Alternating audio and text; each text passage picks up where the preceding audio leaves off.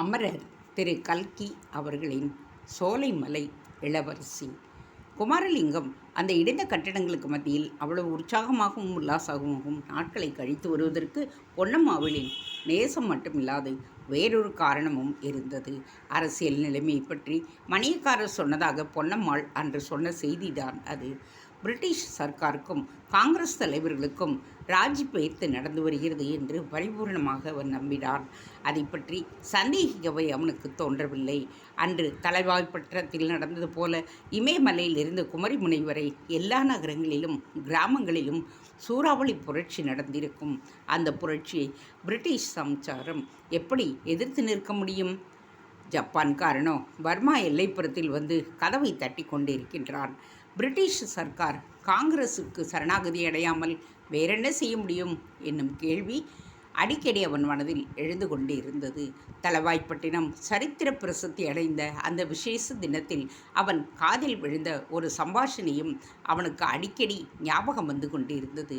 சப்ஜெயிலின் கதவுகளை உடைத்து கைதிகளை விடுதலை செய்துவிட்டு வீர முழக்கத்துடன் சுதந்திர கோஷங்களுடன் திரும்பிய ஜனங்களின் கிராமவாசிகள் இருவர் பின்வருமாறு பேசிக்கொண்டனர்.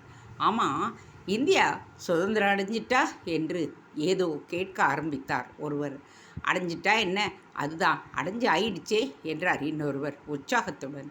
சரி, இந்தியா சுதந்திரம் அடைஞ்சிட்டு இனிமே யாரை நமக்கு ராசா என்று கேட்கின்றேன். பண்டித ஜவஹர்லால் நேருவா, நேதாஜி சுபாஷ் போஸா என்று கேட்டார் முதலில் பேசியவர். இரண்டு பேரிலே யார் ராஜாவானால் என்ன? நேரு ராஜாதான், ஆனால் நேதாஜி மந்திரி ஆகிறாரு.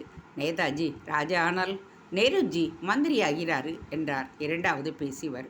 படிப்பில்லாத பட்டிக்காட்டு ஆசாமிகளின் மேற்படு பேச்சை அன்றைக்கு குமாரலிங்கம் கேட்டபொழுது உள்ளுக்குள் சிரித்து கொண்டான். ஆனால் இப்பொழுது அதை பற்றி எண்ணிய பொழுது அவர்களுடைய பேச்சு ஏன் உண்மையாகக்கூடாது என்று அவனுக்கு தோன்றியது. ஜவஹர்லால் நேருவும் சுபாஷ் சந்திர போஸும் இந்தியாவின் ராஜாவாகவும் மந்திரியாகவும் வராவிட்டால் குடியரசில் அக்ராசனராகவும் முதல் மந்திரியாகவும் வரக்கூடுந்தானே. அப்படி வரும்பொழுது மணியக்காரர் சொன்னது போல் இந்திய குடியரசு சர்க்காரில் தனக்கு ஒரு பதவி ஏன் கிடைக்கக்கூடாது? கிடைக்காமல் இருந்தால்தான் ஆச்சரியமே தவிர கிடைத்தால் அதில் ஆச்சரியம் ஒன்று பெறாது. இப்படிப்பட்ட எண்ணங்கள் குமாரலிங்கத்துக்கு குதூகலத்தை அளித்ததோடு ஓரளவு பரபரப்பையும் உண்டாக்கி வந்தன. பொன்னம்மாளை தினமும் பார்த்த உடனேயே இன்றைக்கு ஏதாவது விசேஷம் உண்டா, காங்கிரஸ் விஷயமாக அப்பா ஏதாவது சொன்னாரா என்று அவன் கேட்டுக்கொண்டே வந்தான். ஆனால் முதல் நாள் சொன்ன செய்திக்கு பிறகு பொன்னம்மாள் புதிய செய்தி எதையும் கொண்டு வரவே இல்லை. உங்கள் ஊருக்கு பத்திரிகையே வருவதில்லையா என்று ஒரு நாள் குமாரலிங்கம் கேட்டதற்கு பொன்னம்மாள், வராமல் என்ன, எங்கள் வீட்டுக்கே பத்திரிகை வந்து கொண்டுதானே இருக்கிறது. ஆனால் மகாத்மா காந்தி சொல்லிவிட்டார் என்று எல்லா பத்திரிகையும் நிறுத்திவிட்டார்களாமே, அதற்கப்புறம்தான் வருவதில்லை என்றாள். புரட்சி திட்டத்தில் மற்றதெல்லாம் சரி, ஆனால் பத்திரிகை நிறுத்துகிற காரியம் மட்டும் சுத்த பிசகு என்று குமாரலிங்கம் மனதிற்குள் சொல்லி கொண்டார். குமாரலிங்கம் சோலைமலை கோட்டைக்கு வந்து ஒளிந்து கொண்டு 10 நாட்களுக்கு பிறகு சோலைமலை கிராமத்தில் ஒரு அதிசய சம்பவம் நடந்தது. அதை பார்த்து கிராமவாசிகள் எல்லோரும் திடுக்கிட்டு திகைத்து போனர். கதையில் அடிக்கடி எழுதுகிறார்களே, அதை போல அவர்களால் தங்களுடைய கண்களையே நம்ப முடியவில்லை. அந்த சம்பவம் என்னவென்றால், காந்தி குழாய் தரித்த 2 காங்கிரஸ்காரர்கள் பகிரங்கமாகவும் தைரியமாகவும் அந்த கிராமத்துக்குள் பிரவேசம் பண்ணியதுதான். காந்தி குல்லா மட்டும்தானா அவர்கள் அணிந்திருந்தார்கள்? பம்பாய்க்காரர்களைப் போல கதர் கால்கட்டையும் கதர் ஜிப்பாவும் அணிந்திருந்தார்கள். கதர் ஜிப்பாவின் மேல் ஜவஹர் வெய்ஸ்கோட்டும் போட்டிருந்தார்கள். வெய்ஸ்கோட்டில் ஒரு சின்னஞ்சிறு மூவர்ண கொடி தைக்கப்பட்டிருந்தது. அவர்களில் ஒருவர் கையிலே பெரிய மூவர்ண தேசிய கொடி ஒன்று கொண்டு வந்திருந்தார். அதை கிராமத்து சாவடிக்கு எதிரில் இருந்த பிரம்மாண்டமான இலுப்பைமறை உச்சத்தில் கட்டில் பறக்கவும் விட்டார்.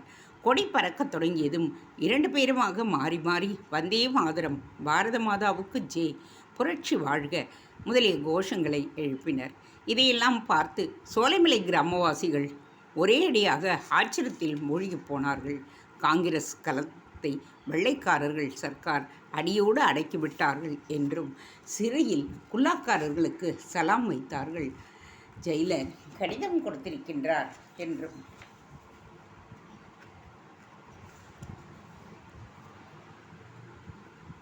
கலகம் நடந்த ஊர்களில் புகுந்து ஒன்றுமறியாத ஜனங்களை அடித்திருக்கிறார்கள் என்றும் போலீஸ்கிடம் அகப்படாமல் கலகம் செய்த காங்கிரஸ்காரர்கள் பலர் ஒளிந்து கொண்டே இருக்கிறார்கள் என்றும் இதுபோல் செய்திகளை இதுவரையில் கிராமத்து ஜனங்கள் கேள்விப்பட்டிருந்தனர். அப்படி இருக்கும் பொழுது 2 கதர்கொள்ளாய்க்காரர்கள் திடீரென்று எங்கிருந்தோ வந்து பட்டப்பகலில் பகிரங்கமாக கதர்கொடியை உயர்த்தி கோஷங்களையும் கிளப்பி கூப்பாடு போட்டதும் கிராமவாசிகளுக்கு ஒன்றுமே புரியவில்லை. அந்த காந்தி குள்ளாய்க்காரர்கள் அருகில் நெருங்கவே முதலில் அவர்கள் தயங்கினர். அவரவர் தத்தம் வீட்டு வாசலில் இருந்தே பயத்துடன் அவர்களை எட்டி பார்த்து கொண்டிருந்தனர். ஆனால் கதர்கொள்ளா ஆசாமிகள் அவர்களை விடையுதாயில்லை. கிராமத்துக்குள்ளேயே அவர்கள் வந்து பணியக்காரர் வீடு எது என்று விசாரித்து அவர்களுக்கு கொஞ்சம் தைரியம் வந்த பின் காந்தி குள்ளாய்க்காரர்கள் அருகில் நெருங்கி வர யார் எதற்கு வந்திருக்கிறார்கள் என்று அவர்களை விசாரிக்க ஆரம்பித்தனர். அதற்கு பதிலாக காந்தி கொள்ளாய்க்காரர்கள் சொன்ன சமாச்சாரம் அவர்களை ஒரே அடியாக பிரமிக்கச் செய்துவிட்டது. வெள்ளைக்கார சர்க்கார் தோற்று போய் காங்கிரசும் ராஜ்யத்தை ஒப்படைத்து விட்டார்கள் என்றும் அந்த ஜில்லாவுக்கு மேலதிகாரியாக தங்களை காங்கிரஸ்காரர்கள் நியமித்திருக்கிறார்கள் என்றும் கலெக்டர்கள் தாசில்தார்கள் எல்லாம் இனிமேல் தங்கள் கட்டளைப்படிதான் நடக்க வேண்டும் என்றும் அவர்கள் சொன்னார்கள்.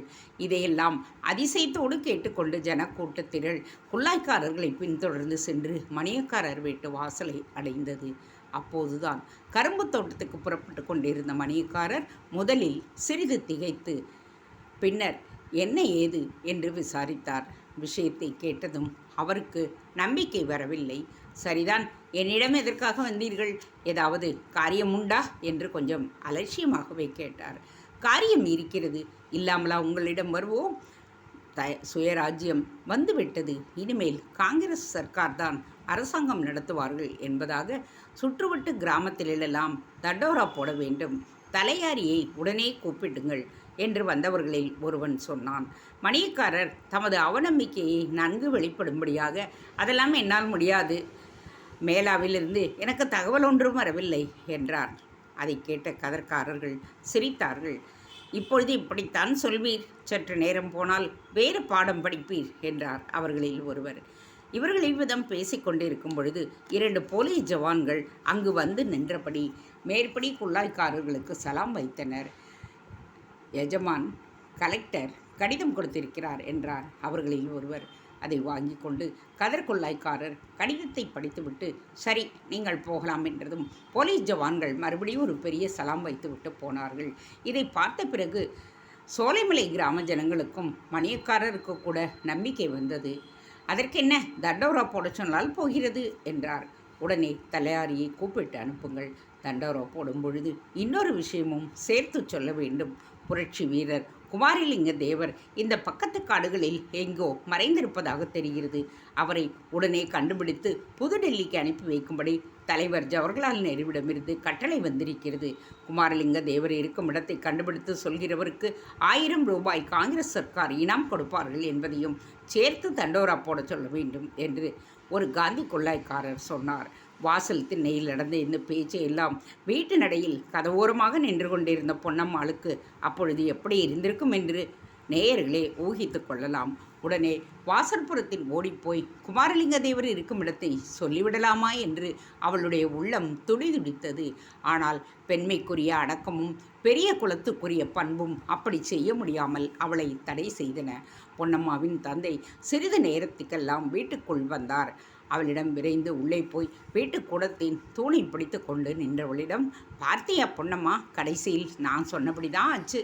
அந்த வெள்ளைக்கார பயமோனுங்க கடைசியில் காங்கிரஸின் காலில் விழுந்துட்டாங்க. மொத்தத்தில் மான ரோசம் இல்லாதவிடுங்க.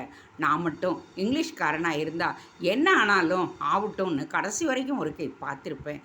ஜப்பான்காரன் கையிலேயாவது ராஜ்யத்தை கொடுத்துருந்தா கூட கொடுத்துருப்பேனே தவிர காங்கிரஸ்காரங்க கையில் கொடுத்துருக்க மாட்டேன்.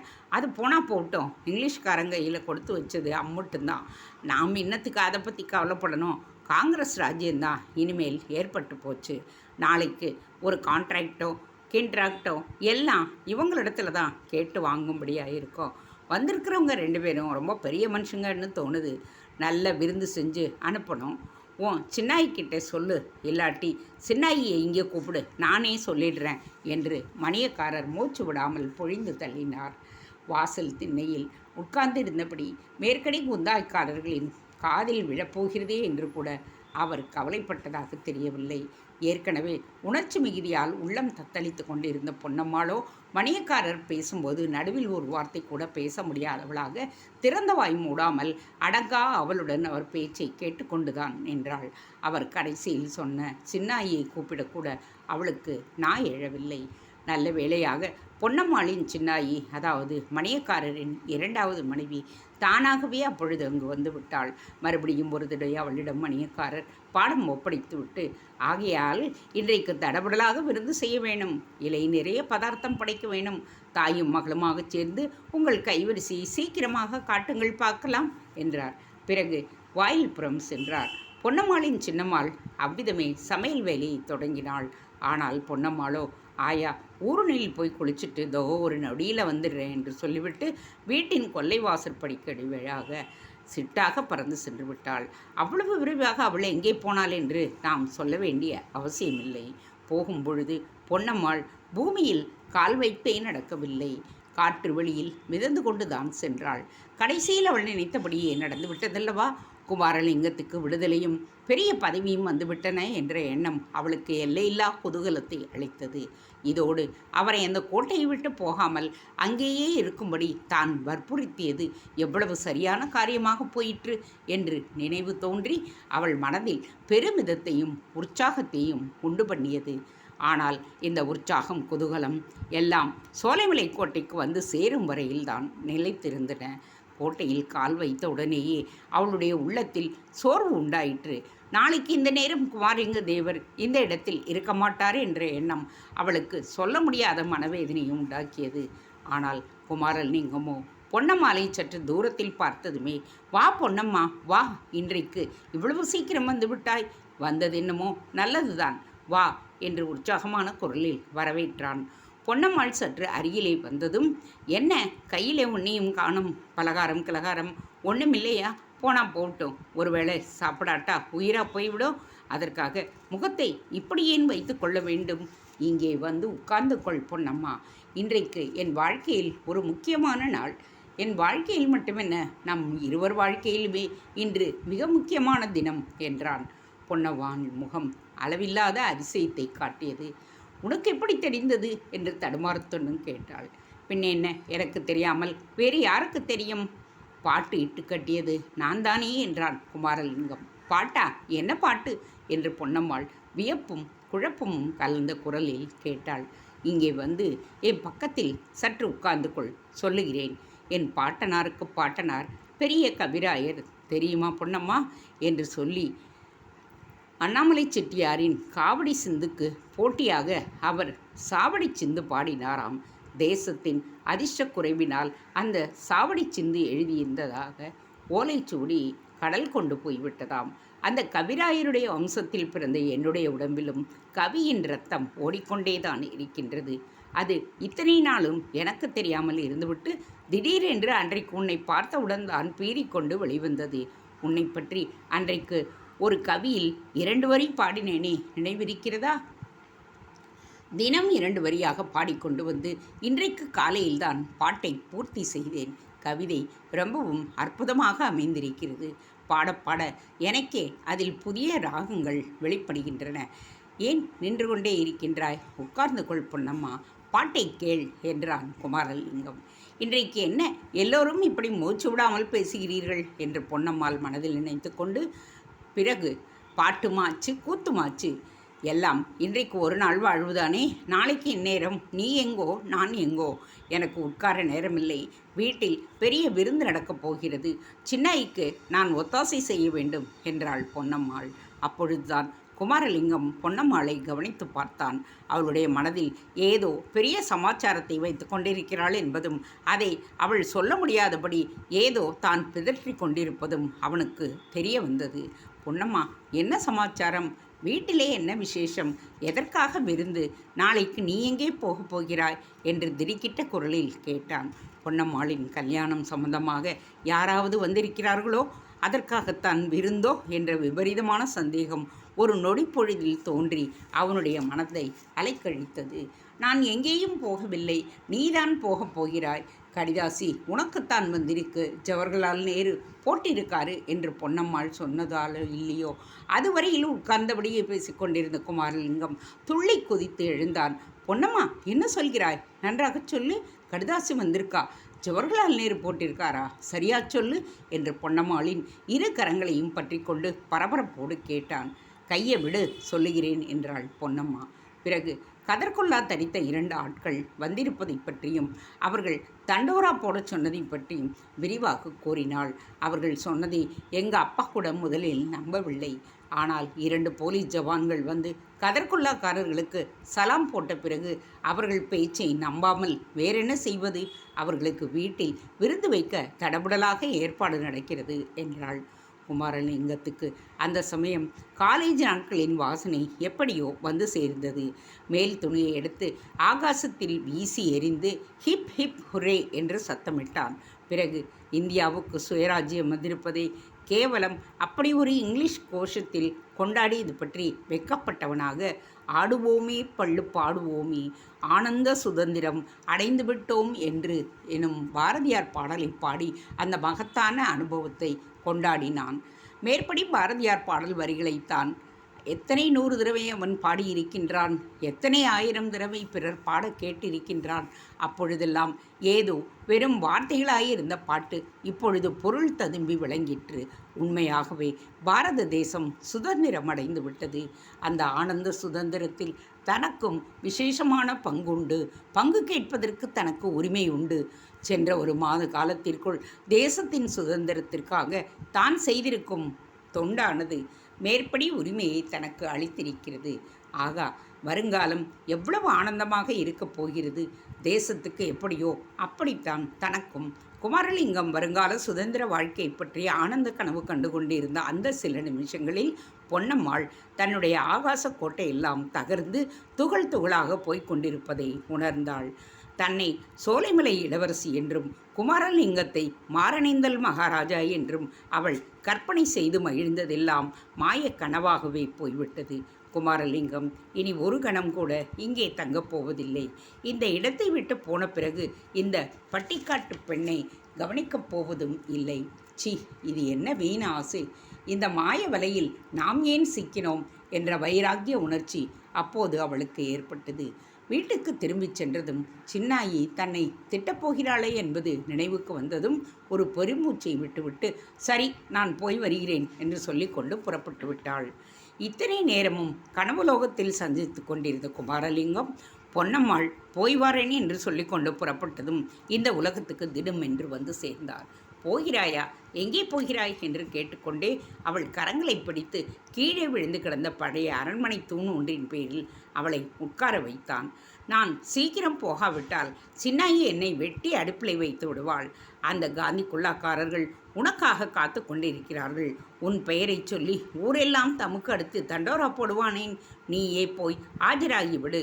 அதோ கிராமச்சாவடியும் இலுப்ப மரமும் தெரிகிறதல்லவா, அங்கேதான் எங்கள் வீடு இருக்கிறது.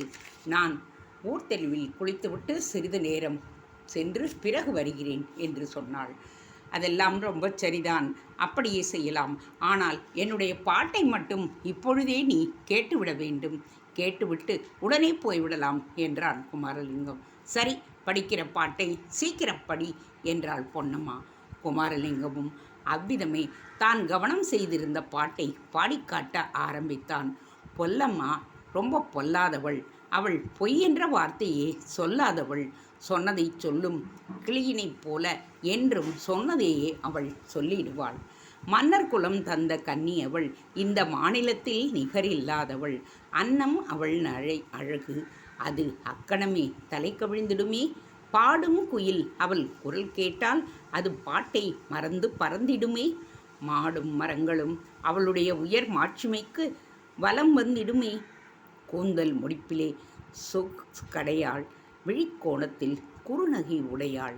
அவள் மாந்தளிர் மேனியை கண்டவர்கள் அந்த மாமரம் போலவே நின்றிடுவர்.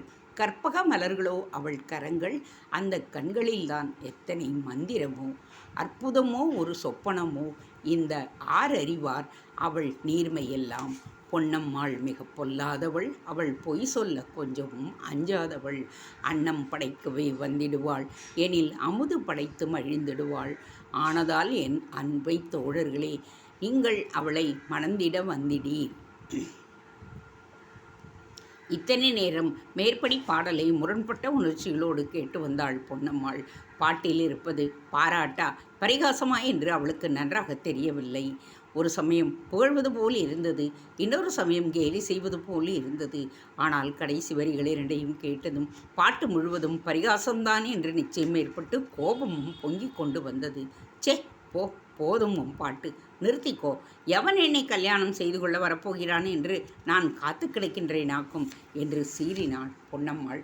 பொன்னம்மா, இன்னும் 2 வரிகள்தான் பாட்டில் பாக்கி இருக்கிறது, அதை சொல்லிவிடட்டுமா வேண்டாமா? அதற்குள் கோபித்து கொண்டு விட்டாயே என்றான் குமாரலிங்கம். சரி, அதையும் தான் சொல்லிடு என்று பதில் வந்தது. குமாரலிங்கம் முதல் 2 வரிகளையும் சேர்த்து சொல்லி பாட்டை முடித்தான். ஆனதால் என் உயிர் தோழர்களே, நீங்கள் அவளை மணந்திட வந்திடாதீர். ஏனென்று கேளுங்கள், இயம்பிடுவேன். இங்கு யானே அவளை மணந்து கொண்டேன். கடைசி 2 வரிகளை கேட்டும் பொன்னம்மாள் தன்னை அறியாமல் கலீரென்று நகைத்தாள். உடனே வெட்கப்பட்டு தலையையும் குனிந்து கொண்டாள். திரும்பவும் அவனை ஏறிட்டு நோக்கி, மாரணேந்தல் மகாராஜாவாய் இருந்தால் இந்த மாதிரியெல்லாம் கண்ணா பின்னா என்று பாடுவாரா? ஒரு நாளும் மாட்டார் என்றாள். பல தடங்களுக்கும் தயக்கங்களுக்கும் பிறகு பொன்னம்மாள் குமாரலிங்கத்திடம் விடைபெற்று கொண்டு பிரிந்து சென்ற பொழுது மிக குதூகலத்துடன் தான் சென்றான். அந்த பாழடைந்த கோட்டையில் காலடி வைத்த உடனேயே அவனுக்கு ஏற்பட்ட சந்தேகங்களும் பயங்களும் அங்கிருந்து திரும்பிச் செல்கின்ற போது அவளை விட்டு நீங்கி இருந்தன. குமாரலிங்கத்தின் பாடலில் அவளுடைய ஞாபகத்தில் இருந்த சில வரிகளை வாய்க்குள்ளேயே முணுமுணுத்து கொண்டே போனாள் அவள். ஊருணியில் போய் சாவகாசமாக குளித்தாள். பின் வீட்டை நோக்கி கிளம்பினாள். போகும் பொழுது இத்தனை நேரம் குமாரலிங்க தேவர் தன் வீட்டுக்கு போயிருப்பார், அவரை இப்படி உபசரிப்பார்கள், அப்படி வரவார்ப்பார்கள் என்றெல்லாம் எண்ணமிட்டு கொண்டே சென்றாள். அவரை குதிரை சாரட்டில் வைத்து ஊர்வலமிட்டாலும் விடுவார்கள். ரோஜாப்பூ மாலையும் செவ்வந்தி மலர் மாலையும் பச்சை ஏலக்காய் மாலையும் அவருக்கு போடுவார்கள். இன்று சாயங்காலம் இலுப்ப மரத்தடியில் மீட்டிங்கு நடந்தாலும் நடக்கும் என்று சிந்தனை செய்து கொண்டு உல்லாசமாக நடந்து சென்றாள். ஆனால் சிறிது தூரம் நடந்ததும் அவளுடைய உல்லாசம் குறைவதற்கு முகாந்திரம் ஏற்பட்டது. அவளுடைய தந்தை வேட்டை நாய் சகிதமாக சற்று தூரத்தில் போய்கொண்டிருப்பதை கண்டதும் அவளுக்கு சுரேல் என்றது. வீட்டில் விருந்தாளிகளை வைத்து கொண்டு இவர் எங்கு கிளம்பி விட்டார்? ஒருவேளை தன்னை தேடி கொண்டுதானோ? சின்னாயி கோள் சொல்லி கொடுத்து விட்டாலோ? நடையில் வேகத்தை பார்த்தால் மிக்க கோபமாக போகிறதாக தென்படுகிறதே. அப்பாவின் கண்ணில் படாமல் ஒரு மரத்தின் பின்னால் மறைந்து நின்றுவிட்டு அவர் போனதும் விரைவாக வீட்டை நோக்கி நடந்தாள். அவள் வீடு வந்து சேருவதற்குள் தான் போய் சேர்ந்து நல்ல பெண்ணைப் போல சமல அறையில் வேலையில் ஈடுபட வேண்டும் என்று தீர்மானித்து கொண்டுதான் நடந்தாள். ஊருணியிலிருந்து அவளுடைய வீடு இருந்த வீதிக்கு சென்று குறுக்கு சந்தில் திரும்பியதும் படமெடுத்து ஆடும் பாம்பை திடீரென்று எதிரில் கண்டவளைப் போல் பயங்கரமும் திகைப்பும் அடைந்தாள். ஐயோ, இது என்ன? எவ்வளவோ போலீஸ் ஜவான்கள் எதற்காக வந்திருக்கிறார்கள்? அவர்களுக்கு மத்தியில் இருப்பவர் யார்? குமாரலிங்கம் போல் இருக்கிறதே. ஐயோ, இது என்ன? அவர் 2 கைகளையும் சேர்த்து, கடவுளே, விலங்கல்லவா போட்டு இருக்கிறது. இதெல்லாம் உண்மைதானா? நாம் பார்க்கும் காட்சி நிஜம்தானா அல்லது கொடூரமான துயர கனவு காண்கின்றோமா? அந்த காந்தி கொள்ளைக்காரர்கள் எங்கே? ஆஹா, அவர்கள் இப்பொழுது வேறு உருவத்தில் சிவப்பு தலைப்பாகையுடன் தோன்றுகிறார்களே. ஆம், அதோ பின்னால் பேசி சிரித்து கொண்டு வருகிறவர்கள் அவர்கள்தான், சந்தேகமே இல்லை. திகைத்து ஸ்தம்பித்து முன்னால் போவதா பின்னால் போவதா என்று தெரியாமல் கண்ணால் காண்பதை நம்புவதா இல்லையா என்று நிச்சயிக்க முடியாமல் பொன்னம்மாள் அப்படியே நின்று விட்டாள். போலீஸ் ஜவான்களின் பேச்சில் சில வார்த்தைகள் அவள் காதில் விழுந்தன. எவ்வளவு ஜோராய் மாப்பிள்ளை மாதிரி நேரே வந்து சேர்ந்தான். வந்ததும் கூட இல்லாமல், நான் தான் புரட்சி தொண்டன் குமாரலிங்கம், நீங்கள் எங்கே வந்தீர்கள் என்று கேட்டானே, என்ன தைரியம் பார்த்தீர்களா என்றார் ஒருவர். அந்த தைரியக்காகத்தானே கைமேல் பலன் உடனே கிடைத்து விட்டது என்றார் இன்னொருவர். குமாரலிங்கத்தின் கையில் பூட்டியிருந்த விலங்கைத்தான் அவர் அப்படி கைமேல் பலன் என்று ஸ்லேடையாக சொல்லுகிறார் என்பதை புரிந்து கொண்டு மற்றவர்கள் குபீர் என்று சிரித்தனர். அந்த சிரிப்பு சத்தத்திற்கிடையே வீல் என்று ஒரு சத்தம் இதயத்தின் அடிவாரத்தில் இருந்து உடம்பின் மேலுள்ள ரோமக்கால்கள் வரையில் குலுங்கச் செய்த சொல்ல முடியாத சோகமும் பீதியும் அடங்கிய சத்தம் கேட்டது. போலீஸ் ஜவான்களின் பரிகாச பேச்சை கேட்டுக்கொண்டு தலை குனிந்த வண்ணம் நடந்து வந்த தொண்டன் குமாரலிங்கத்தின் காதிலும் மேற்படி சத்தம் விழுந்தது. சத்தம் வரும் திசையை நோக்கி ஏறிட்டு பார்த்தான். பொன்னம்மாளின் முகம் ஏமாற்றம், துயரம், பீதி, பச்சாதாபம் ஆகிய உணர்ச்சிகள் ஒன்றோடு ஒன்று போட்டியிட்ட முகம் மின்னல் மினிக்கின்ற நேரத்துக்கு அவன் கண்முன் தெரிந்தது. அடுத்த வினாடி பொன்னம்மாள் தான் வந்த பக்கமே திரும்பினாள். அந்த குறுக்குச்சந்தின் வழியே அலறிக்கொண்டு ஓடினாள். போலீஸ் ஜவான்களில் ஒருவன், பார்த்தீங்களா ஐயா, சிவப்பு தலைமாகியை பார்த்து பயப்படுகிறாள். இந்த உலகத்தில் இன்னும் சிலர் அப்படி இருக்கத்தானே இருக்கிறார்கள். ஆனால் இந்த வீராதி வீரன் இருக்கிறானே, இவன் மட்டும் போலீஸுக்கு பயப்பட மாட்டான், துப்பாக்கி தூக்கு தண்டனை ஒன்றுக்கும் பயப்பட மாட்டான், எதற்கும் பயப்பட மாட்டான் என்று சொல்லிக்கொண்டே குமாரலிங்கத்தின் கழுத்தில் கையை வைத்து ஒரு தள்ளு தள்ளினார். பொன்னம்மா வீரிட்டு கத்திய சத்தம் குமாரலிங்கத்தின் காதில் விழுந்ததோ இல்லையோ, அந்த கணத்திலேயே அவன் 100 வருஷங்களுக்கு முன்னால் சென்று விட்டான். இதோ அவன் எதிரில் தெரிவது ஒரு பிரம்மாண்டமான இலுப்ப மரம்தான் அது. ஆனால் இன்னும் செழிப்பாக வளர்ந்து நாலாபுரமும் கிளைகள் தலைத்து படர்ந்திருந்தது. சோலைமலை கோட்டை வாசலுக்கு எதிரே கூப்பிடு தூரத்தில் அந்த மரம் நின்றது. மரத்தின் அடியில் இதே போல மேடையும் இருந்தது. ஆனால் அந்த மரத்தின் கீழேயும் அடிக்கிளையிலும் தோன்றிய காட்சிகள், அம்மம்மா! குமாரலிங்கம் கண்களை மூடிக்கொண்டான். கண்களை மூடிக்கொண்டால் மட்டும் ஆவதென்ன? அவனுடைய மனக்கண்ணின் முன் அந்த காட்சிகள் தோன்றத்தான் செய்தன. தேங்க்ஸ் ஃபார் வாட்சிங். Please subscribe.